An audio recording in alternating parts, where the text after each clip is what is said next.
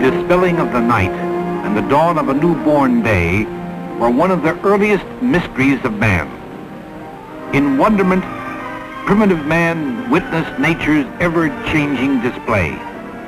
These events gave birth to both religion and the search for knowledge.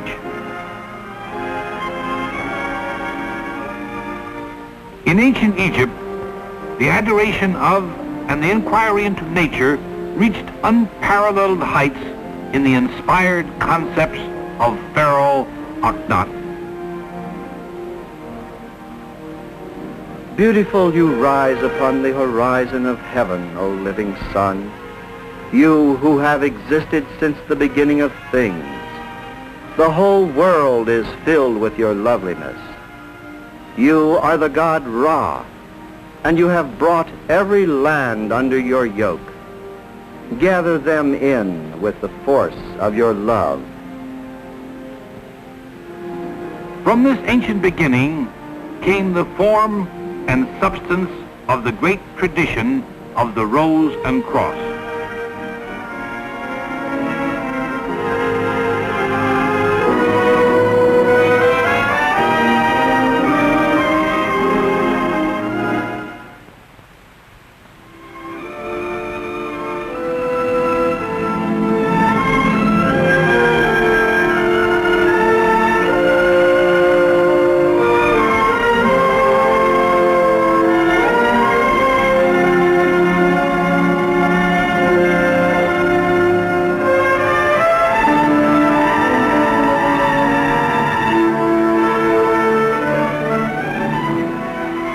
To Greece in the Western world and to Rome, there spread the great Egyptian mystery schools where candidates took solemn oath to cherish and preserve ancient truths.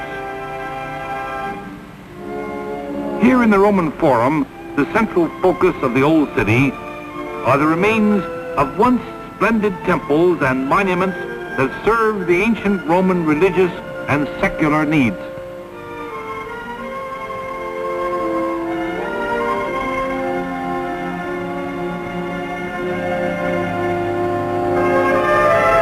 The modern Roman is constantly reminded of his ancient heritage.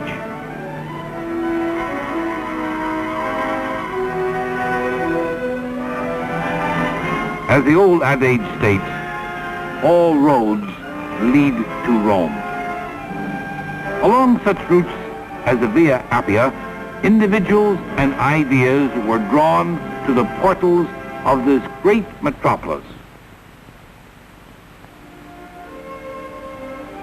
Egyptian and Greek architectural styles are indicative of ancient Rome's cosmopolitan air.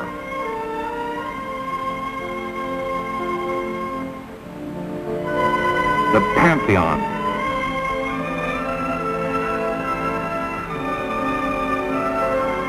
Here visitors can see one of the best preserved Roman temples.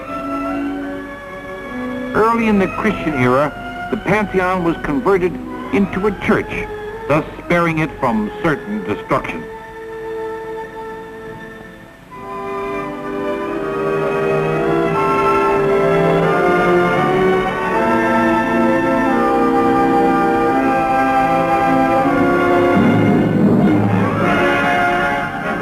The eternal city bestowed as a great legacy the rebirth of culture.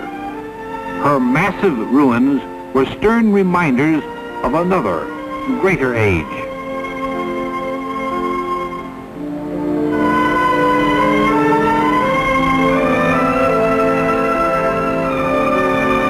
The wealthy church in the Renaissance closely copied its pagan ancestors.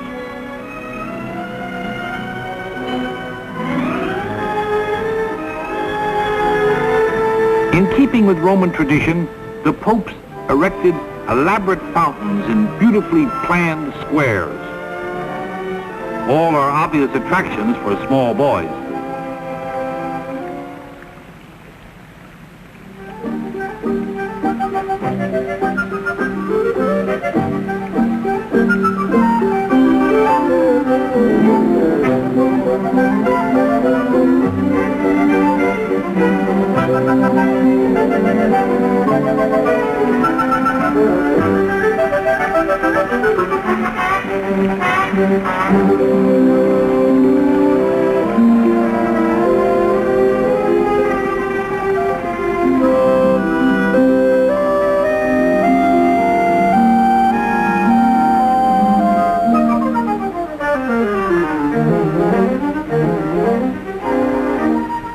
great squares and fountains are evidence of a once high state of culture.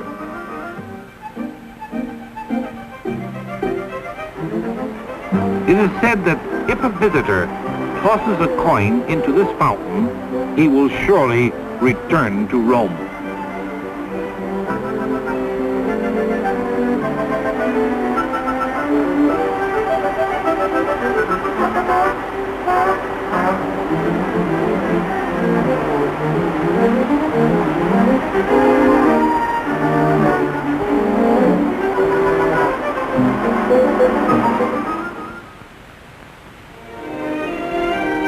From humble beginnings in the Middle Ages, Venice became the most important point of embarkation to the Orient.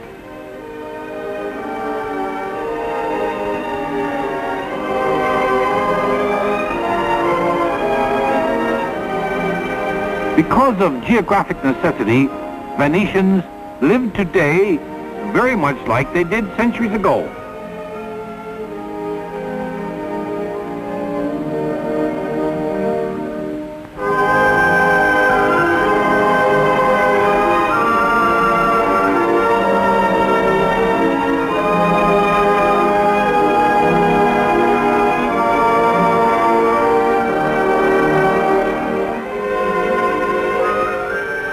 Along the wide canals, these large motorboats are the principal mode of public transportation. The traditional gondolas are still used in the labyrinth of small canals.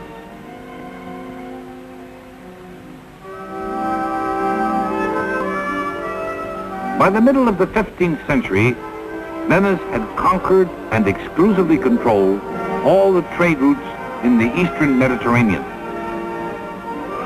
The Basilica of St. Mark exhibits a decidedly Oriental influence. Most of the building material, including the decorations, were given in tribute by vanquished empires.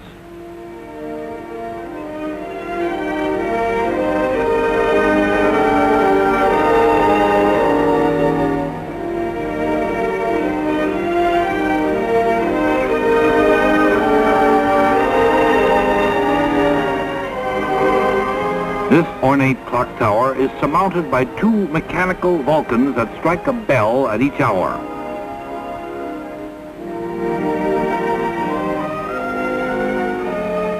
Before Venice was incorporated into the modern Italian state, her elected ruler, the Doge, resided here. During the summer months, Venice is host to thousands of visitors. They come here to enjoy the museums, the intriguing streets and canals, and other sights of this historic city.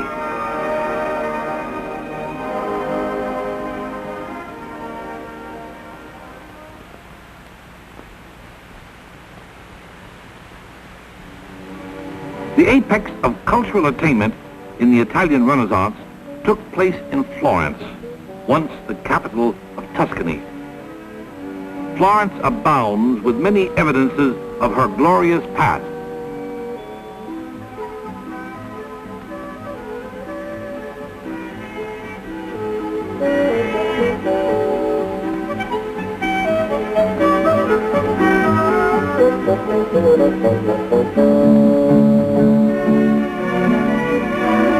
Outside the Signorial Palace, where the rulers of the Republic met, is the statue of David. It is a masterpiece by the Florentine sculptor Michelangelo.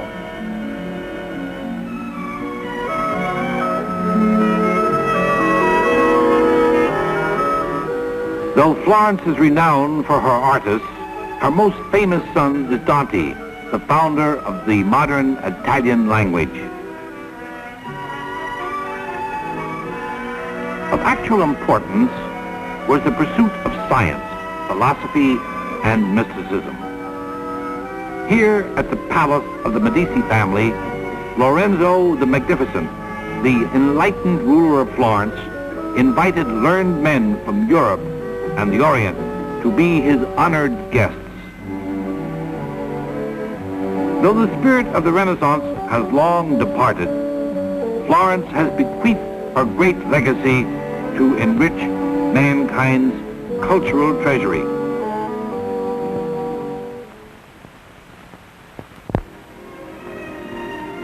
The Alps, that enormous east-west barrier that separates the Mediterranean world from Northern Europe. This great mountain range had a profound effect on European cultural differences. Contrasting with the bright, clear Mediterranean sky, the misty and tempestuous weather to the north gave its inhabitants a more introspective outlook. Plunging like a great watery highway from the North Sea into the very center of Europe is the historic Rhine River. Standing haughtily above the modern river traffic are ruined castles. They remind one of ancient legends wherein fable was history. We board this steamer for a journey along this historic river.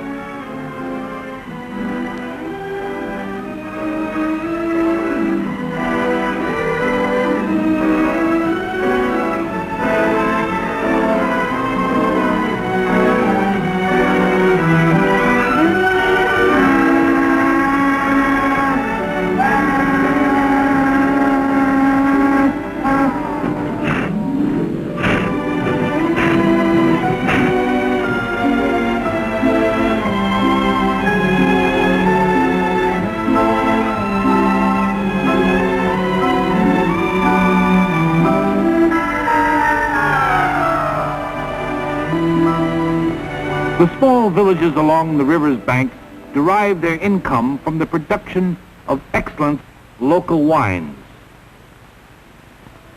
Just as the rivers of Europe brought goods from distant lands, so too did ideas and philosophies choose the same path. Along such rivers were established the renowned universities of Heidelberg, Tübingen, and Basel.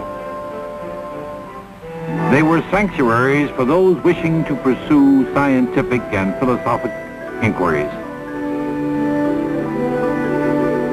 These institutions shielded their members from a frequently hostile world, a world which looked upon all who wished to expand man's knowledge as heretics, violating religious dogma.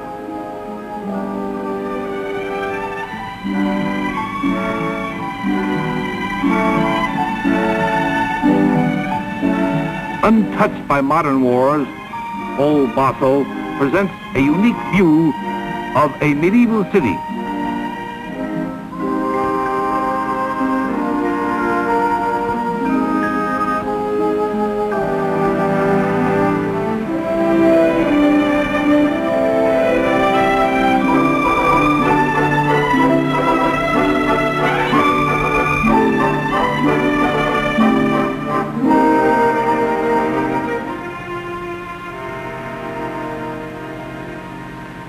Behind these venerable walls is situated the Swiss Pharmaceutical Society. For centuries, it has been a gathering place for learned men.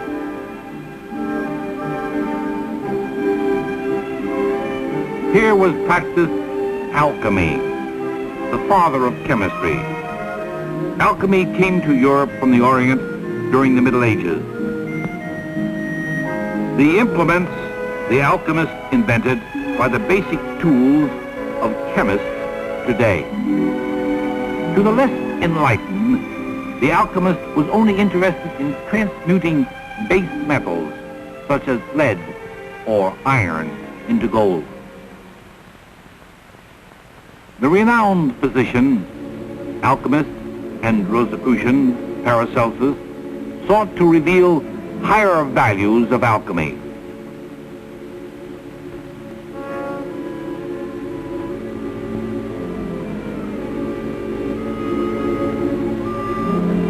Master, look, I have found it, the Philosopher's Stone, key to the transmutation of all base metals into precious gold.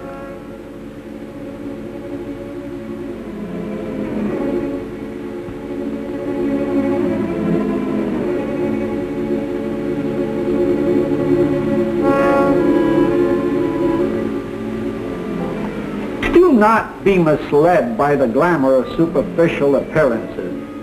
The true philosopher's stone is not a material substance found in vapors or furnaces. The stone is not found. It is attained through work and worship, an essence of divinity which man must uncover within himself.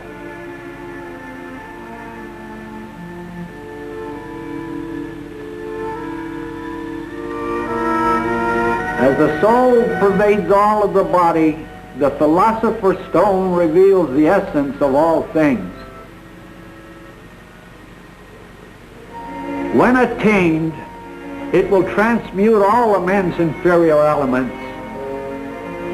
Man the laborer becomes man the creator.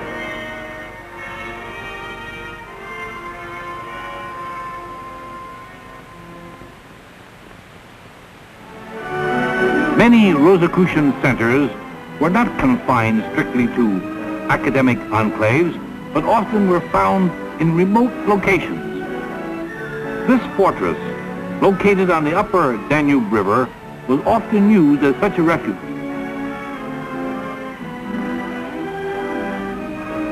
Because of the sanguine effects of the religious Reformation, Rosicrucians felt it was the proper time for their movement to assert itself in redirecting the faltering European civilization.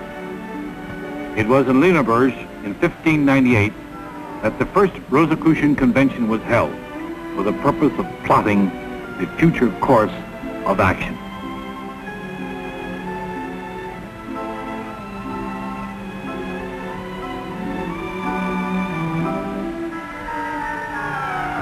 Other Rosicrucian bodies were located in important business and shipping centers, such as Amsterdam, the wealthiest and most tolerant city in Europe.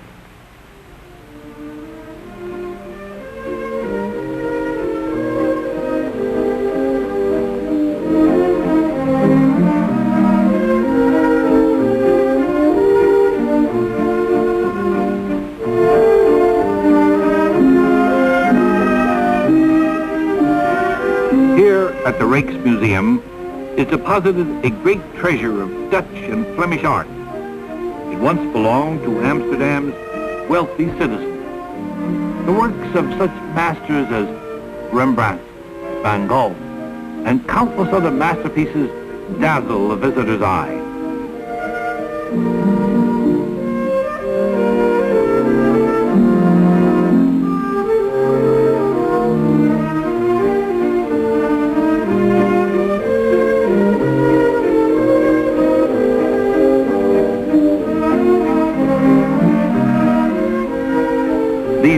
But highly practical Dutch warehouses were built before the invention of elevators. They must have supplies hoisted up by block and tackle.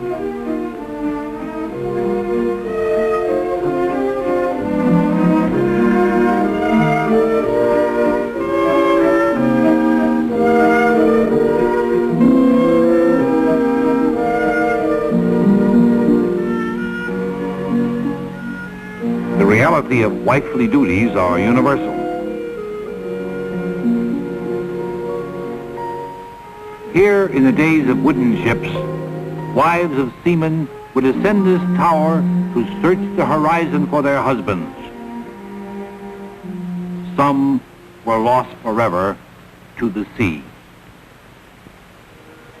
The modern port has long outgrown the old city, but Amsterdam has not lost her characteristic freedom and prosperity. If ancient Rome was considered the cultural center of Europe, then Paris must be her heir.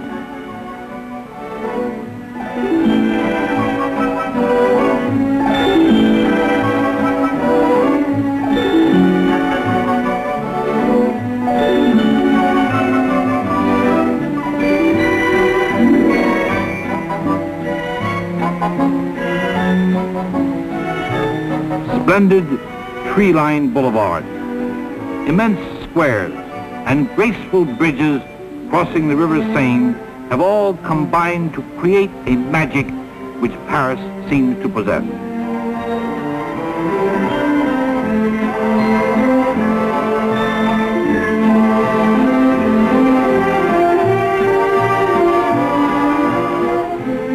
Here the artist is hero, for he symbolizes the French inclination for individuality, no matter how eccentric.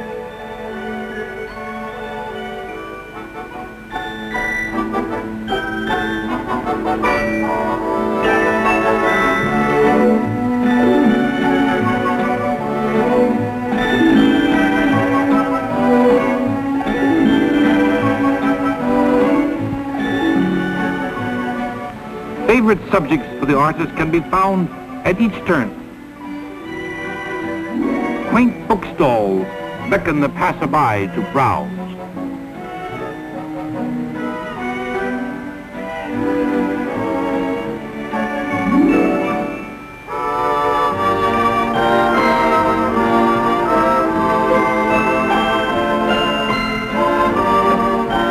Inviting sidewalk cafes along the boulevard cause one to tarry.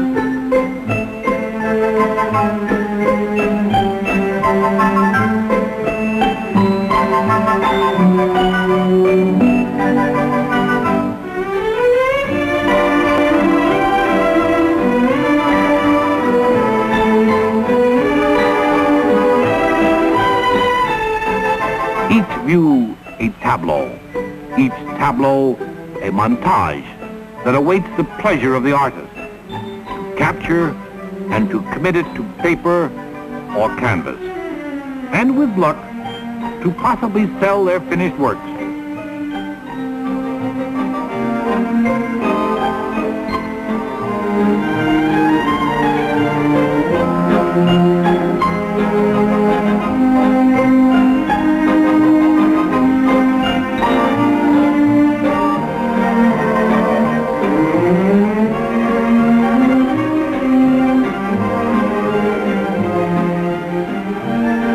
Hidden among the narrow streets in the older quarters of the city are places especially important to early Rosicrucian history.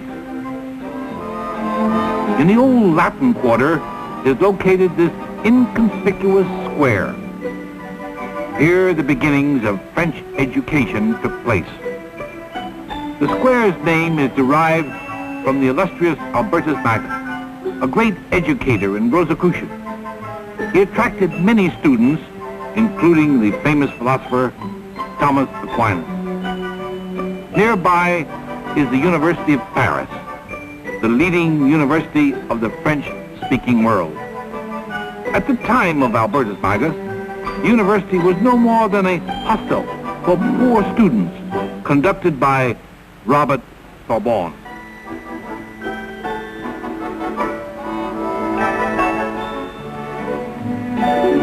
Across the Seine, near the right bank, was established another enlightened group. This was led by the famous Rosicrucian Nicholas Flamel. Flamel brought from the Orient many of the carefully preserved teachings that originated in the ancient mystery schools. Nearby is located St. Madric, where Rosicrucians often met for special ceremonies. Vivid colors filtering through rich stained glass windows play ever-changingly upon the softly toned walls.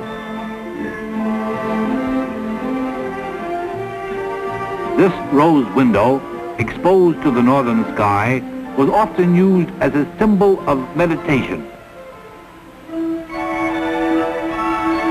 The 16th century marked a milestone in the attitude of such rulers as Henry IV. He did much to encourage free thought and inquiry. The royal court at the Louvre welcomed learned men who visited Paris. The immense Louvre now houses the world's most renowned art museum, plus several large government ministries.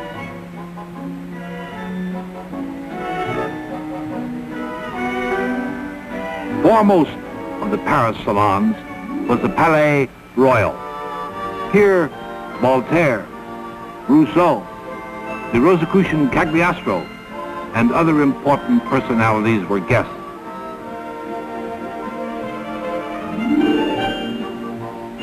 Located in the Paris suburbs are the headquarters of the French Grand Lodge of the Rosicrucian Order, Amorc. The activities of the order were re-established here after the Second World War by Jean Guidon, Grand Master.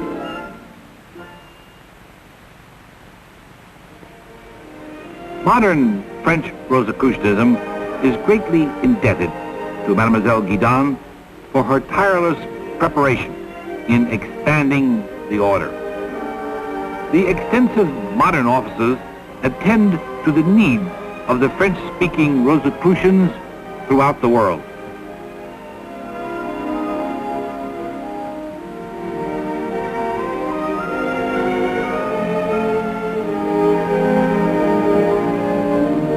Dr. Raymond Bernard, the present Grand Master, is extensively engaged in the propagation of the order. One of his responsibilities is the direction of the International European Convention that receives delegates from over 20 countries.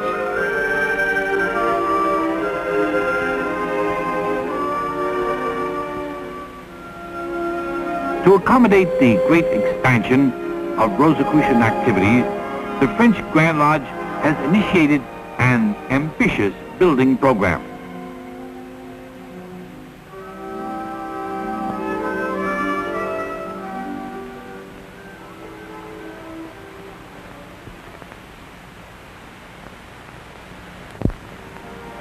Here in southern France can be found some of the deepest roots of French culture and tradition. Though for many centuries this land has been a part of the French state, the early inhabitants were quite independent from the temporal rule of Paris and the dogma of Rome. The inhabitants, free and independent, thrived and prospered in their well-built, fortified towns. For enlightenment, they looked to the Arab civilization which had brought the culture of the ancients to the foot of the Pyrenees.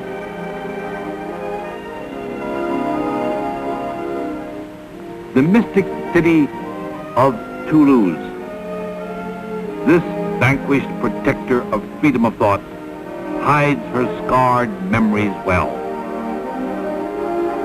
Only the oldest buildings once witnessed the great religious clash that precipitated a relentless war.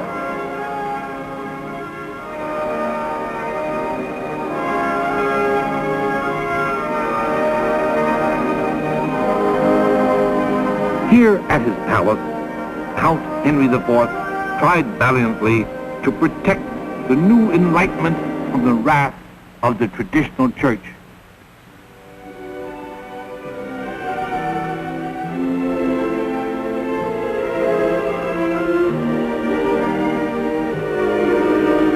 Though the intolerant force finally overpowered the protectors of Toulouse, resistance in the remote valleys was more difficult to subdue. Gaunt ruins are the sole reminders of these refugees. The last stronghold of resistance was Montségur. It was subdued by the wrathful avenger Simon of Montfort. After the massacre, the important mystical movements became highly secret and esoteric. They hoped to preserve their ancient tradition for a more tolerant age.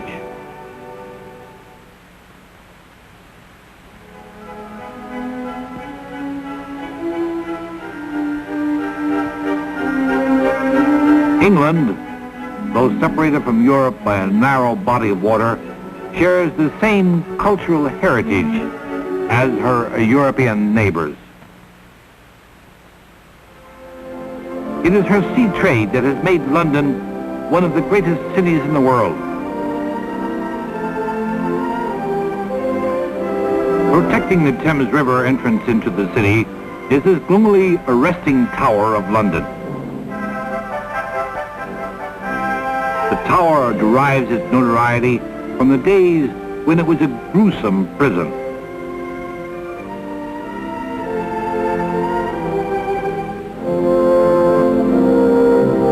Further up the river is Westminster and the Houses of Parliament.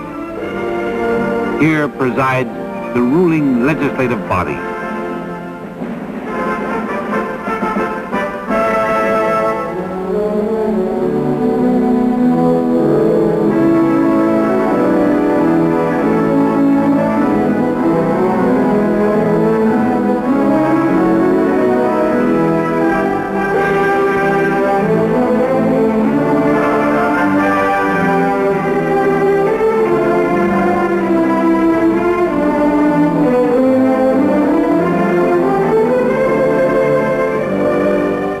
The administrative center is not devoid of colorful tradition.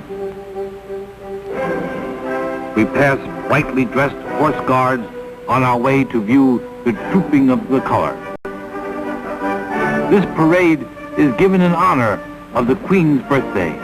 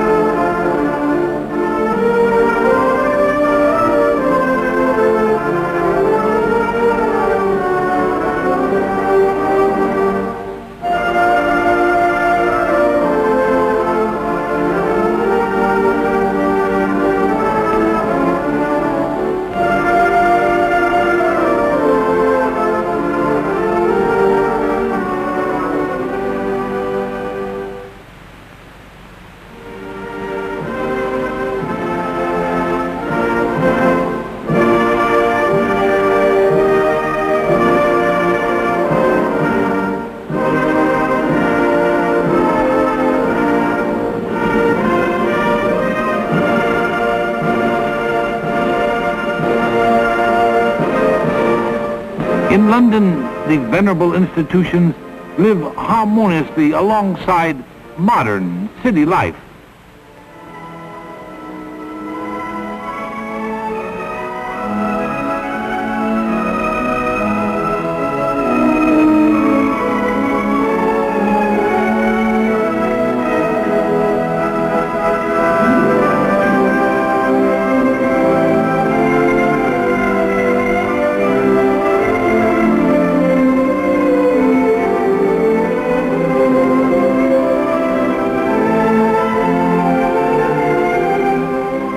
Hyde Park corner, one finds visible evidence of the Englishman's long-cherished freedom of speech.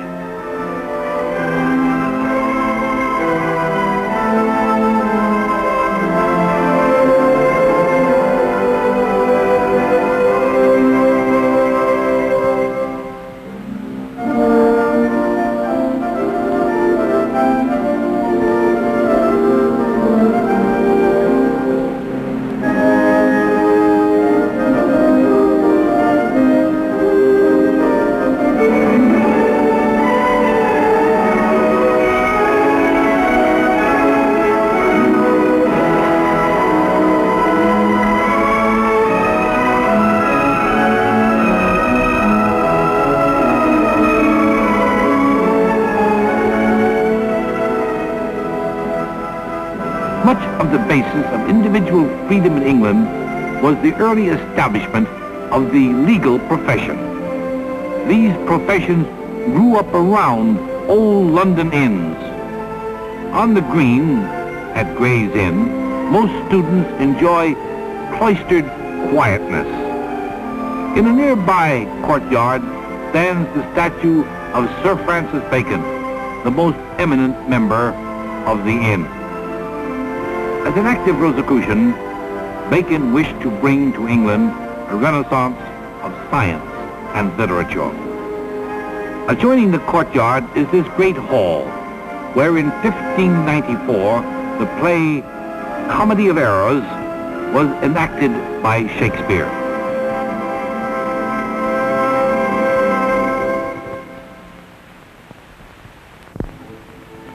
North of London, in rolling countryside, is the manorial estates once belonging to the Bacon family. The ruins of the family home, to which Francis was so greatly attached, stands on a gentle slope. The old building is now being restored by the government. It was abandoned for more sumptuous accommodations, which now preserve many of Bacon's possessions.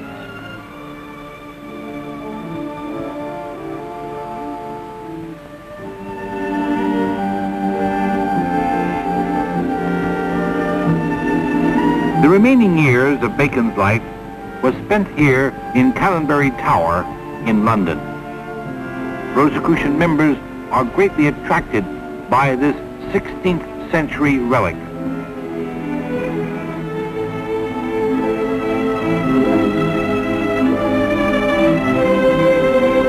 Ascending the tower stairway, they enter the oak-paneled room once occupied by Francis Bacon. Alan Campbell, a Rosicrucian dignitary, relates some of the interesting stories behind the objects in this room.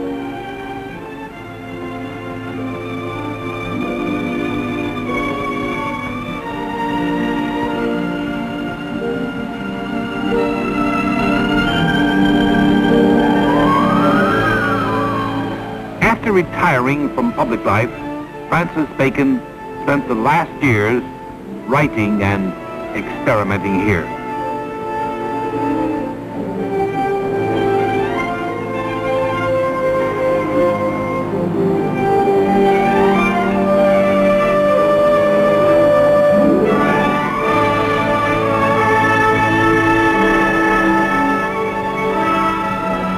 One of the results of Bacon's tireless literary efforts was the establishment of the Royal Society. It is the most learned body in England. Its members include some of the world's most eminent scientists and philosophers. By the end of the 17th century, the first organized Rosicrucian group to leave the old world sailed from England to America. They established a settlement founded on Rosicrucian principles that were enumerated in Bacon's work, The New Atlantis. Led by Johannes Kelpius, the first group settled near Philadelphia on land donated by William Penn. Later, seeking a large tract of land, the Rosicrucians settled in the rich farm area of Lancaster County, Pennsylvania. They established an industrious colony at Ephrata. The site, with its original buildings, is now preserved by the Pennsylvania Historical Commission. Members of the Ephrata choir, wearing traditional gowns, proceed to the main meeting hall for choir practice.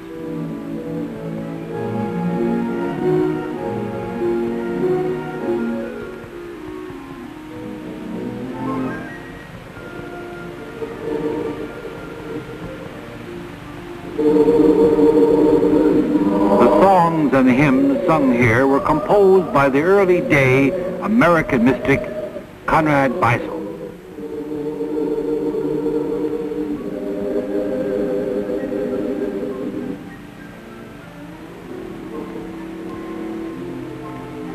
The early day Rosicrucians that first settled in Philadelphia played a prominent role in the founding of the new nation. The Declaration of Independence was the instrument and fulfillment of ideals and desires of visionary men throughout the ages. It was the hope for a place where man's highest self would be able to ascend to new heights.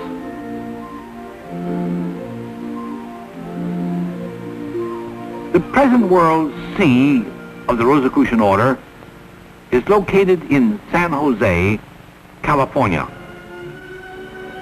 Its Rosicrucian Park contains administrative buildings attending to the requirements of this great international body. Open to the public are such cultural facilities as a planetarium and science museum and the famous Rosicrucian Egyptian Museum.